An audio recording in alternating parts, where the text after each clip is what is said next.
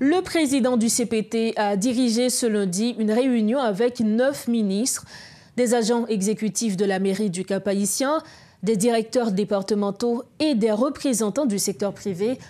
Les discussions ont porté sur l'urbanisation, les infrastructures, la sécurité et les opportunités économiques. Le président a appelé à une collaboration publique-privée pour des solutions durables et une amélioration des conditions de vie au Cap-Haïtien. Cette initiative s'inscrit dans les efforts pour renforcer la gouvernance locale et le développement des régions. Il convient de souligner que les intempéries de la région ont causé un retard dans le retour de la délégation présidentielle à Port-au-Prince.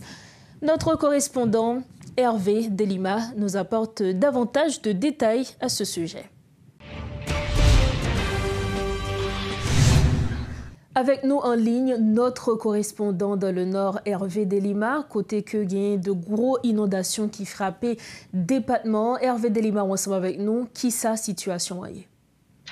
Une situation qui est compliquée dans la deuxième ville pays à Cap-Haïtien depuis environ 2 semaines, depuis la ville frappée par une série d'inondations en cascade qui a débouché sur plusieurs conséquences. Il y a environ 5 personnes qui mourent, il y a plusieurs maisons qui effondrées, il y a plusieurs milliers de familles qui sont sinistrées suite à gros inondations qui a commencé à frapper ville Cap-Haïtien depuis le 1er décembre passé.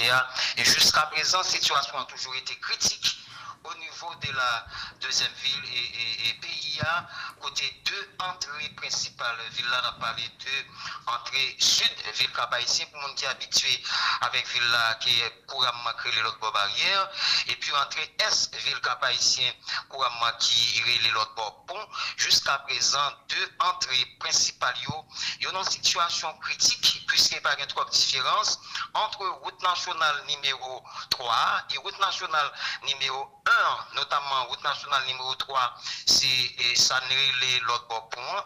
Route nationale numéro 1, c'est l'autre barrière. Jusqu'à présent, la situation a été compliquée puisque la majorité activité dans la ville a été paralysée. Transport en commun en ligne totalement paralysé pour 2 raisons. Première raison, c'est situation chaotique.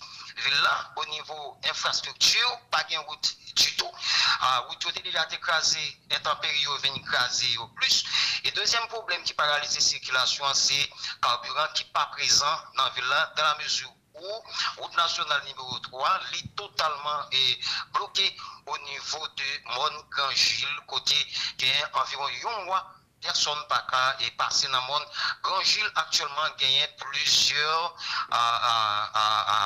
camions qui dû transporter gaz pour entrer dans la deuxième ville pays qui pas qu'à passer. Ça qui vient faire transport en commun li a presque paralysé totalement dans la deuxième ville pays mettez sous inondation saillot qui en cascade dans la ville là jusqu'à présent. La pluie allait continuer à tomber. Comme la situation est liée, qu'on y a là, c'est une situation qui est totalement critique puisque la ville est totalement impraticable au niveau infrastructure. Hervé Delima, qui gens que autorités locales yo réagi, est-ce que pas de gain des mesures qui te prend, notamment pour t'empêcher perdre en vie humaine que vous signalez nous qui te gain? Ville Cap-Haïtien, au niveau environnemental, il y a un problème grave, dans la mesure où il y a des constructions anarchiques qui fait dans la tête maintenant et très souvent, l'autorité n'a pas trop en mesure pour capable d'empêcher la construction anarchique. Ça qui fait la pluie vient tomber, qui la pluie qui descend avec terre, qui est la alluvion, descend avec les en bas, dans le plafond, ça qui vient boucher trop et couillot, l'eau n'a pas de côté pour circuler, ça fait jusqu'à présent, Ville Cap-Haïtien l'irrité. Dans une rivière, l'autorité a toujours annoncé des mesures, mais qui très souvent, mesures n'ont pas respectées. Ce sont des mesures impopulaires qui t'a prend pour empêcher des situations ça arriver, mais mesures impopulaires ça même là ils ont annoncé qu'il y a des bras politiques qui empêchent ils ont concrétisé, ça fait même les mesures ils ont annoncé.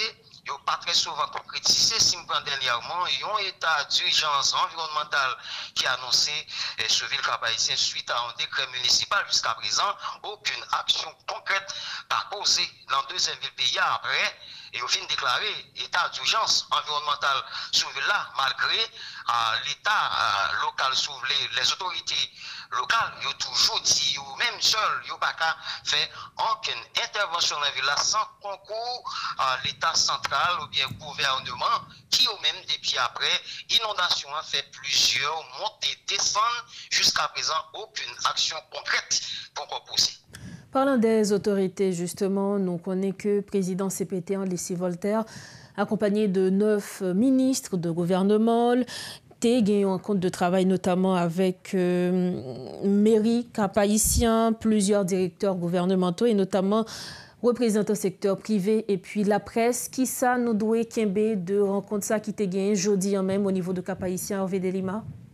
Il y a une rencontre qui était faite, qui n'est pas une rencontre planifiée, pour une circonstance, dans la mesure où c'est la nature qui a capté le président capitaine dans la ville Cap-Haïtien, pourvu que l'intempérie ait empêché vol fait pour que l'été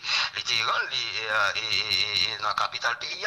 Et bien, le président capitaine a tout profité, rencontré avec les autorités locales sous situation ville là. Et bien, ça n'est capable de tirer qui sortit dans le cadre de rencontre ça que le gouvernement soulevé qui fait accompagné avec le président capitaine autorité locale, c'est que le gouvernement a annoncé qu'il y a des mesures très urgentes qui vont commencer à prendre d'ici semaine prochaine.